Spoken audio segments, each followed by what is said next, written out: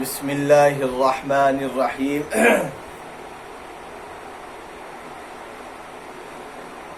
آج کچھ اہم باتیں والفجر ولیال عشر کے تعلق ہے، اس صورت کے تعلق سے کچھ اہم باتیں کہ صورت میں اللہ تبارک و تعالیٰ نے کیا پیغام دیا ہے، کیا سبق دیا ہے، کیا تعلیم دی ہے، اللہ تعالیٰ کیا بتا دینا چاہتے ہیں، کیا پیغام دینا چاہتے ہیں صورت کے اندر، اور اللہ تعالیٰ اپنے بندوں کو اس صورت کے تعلق سے کیا سمجھانا چاہتے ہیں۔ تو کچھ اہم باتیں آپ حضرات کی خدمت میں پیش کرتے ہیں کہ اس صورت میں اللہ تبارک و تعالیٰ نے کتنی آیات نازل فرمائی ہیں، کہ رکوع فرمائی ہے، کہاں نازل فرمائی، یہ بھی بتائیں گے۔ فرماتے ہیں کہ اللہ رب العزت والجلال نے اس صورت کو اللہ تبارک و تعالیٰ نے مکہ مکرمہ کے اندر نازل فرمایا ہے، اور اللہ تبارک و تعالیٰ نے اس صورت کو مکے کے اندر نازل فرما کر 30 آیتیں اس صورت کے اندر ہیں اور ایک رکوع ہے۔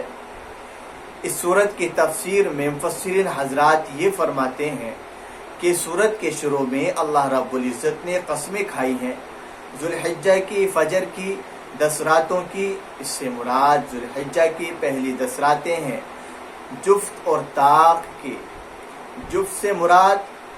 10ویں ذی الحجہ کا دن ہے، اور طاق سے مراد 9ویں ذی الحجہ کا دن ہے۔ ان قسموں کا مقصد یہ ہے کہ اللہ رب العزت نے نیک لوگوں سے اچھائی کا معاملہ فرمائیں گے، اللہ رب العزت نیک لوگوں سے اچھائی کا معاملہ فرمائیں گے، اور برے لوگوں سے برائی کا معاملہ فرمائیں گے۔ آگے فرمایا کہ پھر سابقہ اقوام، سابقہ جو امتیں گزری ہیں، قوم ارم ہیں اور قوم سمود ہے، قوم فرعون ہے، ان کی تباہی اور بربادی کا ذکر ہے۔ سورت کے آخر میں مجرمین اور متقین کے انجام کو بھی بیان فرمایا ہے۔ اس صورت میں اللہ تبارک و تعالیٰ نے کئی پیغام دیے ہیں، کئی باتیں سمجھائی ہیں کہ مجرمین قیامت کے عذاب کا نظارہ کرنے کے بعد کہیں گے کہ اے کاش ہم نے اس زندگی کے لیے آگے کچھ بھیج دیا ہوتا۔ اب افسوس کر رہا ہے، شرمندگی اٹھا رہا ہے، قلق ہو رہا ہے، لیکن عزیز بزرگ و دوستو، جو کچھ سوچنا ہے دنیا کی زندگی میں سوچنا ہے، جو فکر کرنی ہے دنیا کی زندگی میں فکر کرنی ہے، جو کچھ اپنے آپ کو تیار کرنا ہے دنیا کی زندگی کے اندر رہ کر تیار کرنا ہے۔ جب یہاں سے چلے جائیں گے تو پھر کوئی کام نہیں آئے گی اور کچھ وقت نہیں ملے گا۔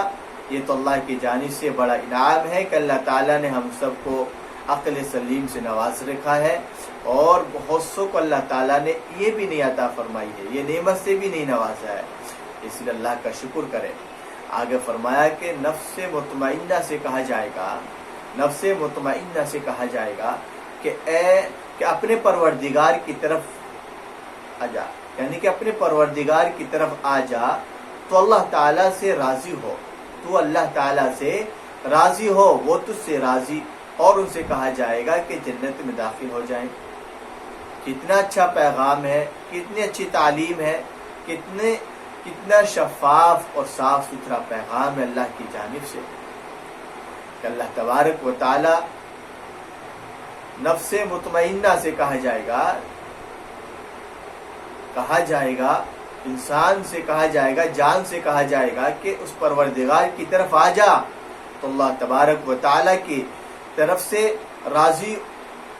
اللہ تعالیٰ سے راضی ہو جا، وہ تجھ سے راضی ہوگا، اور اسے کہا جائے کہ جنت میں داخل ہو جا۔ اللہ تبارک و تعالیٰ اپنے بندوں سے بے حد پیار و محبت کا مظاہرہ کرتا ہے۔ قدم قدم پر اللہ کے انعامات ہماری زندگی پر برستی رہتی ہیں، اللہ کی رحمتیں ہم پر عام ہوتی ہیں، اس لیے حق کا تقاضا یہ ہے، حق کا پیغام یہ ہے، اور اللہ کی اطاعت اور اللہ کے وسلم کی اطاعت کی شکر گزار بندہ اگر بننا ہے، نعمتوں کا، اللہ کی نعمتوں کا